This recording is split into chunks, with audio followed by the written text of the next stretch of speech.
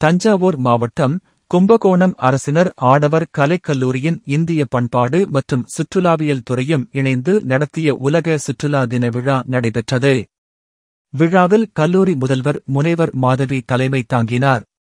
சிறப்பு விருந்தினராக கும்பகோணம் சட்டமன்ற உறுப்பினர் அன்பழகன் சிறப்புரையாற்றி கட்டுரை போட்டி, ஓவியப் போட்டிகளில் பங்கேற்று வெற்றி பெற்ற மாணவியர்களுக்கு பரிசு வழங்கி தமிழ்நாட்டில் சுற்றுலா வளர்ச்சியையும் கும்பகோணம் பகுதி சுற்றுலா தலங்களை ஊக்குவிப்பதன் அவசியத்தை வலியுறுத்தி பேசினார்.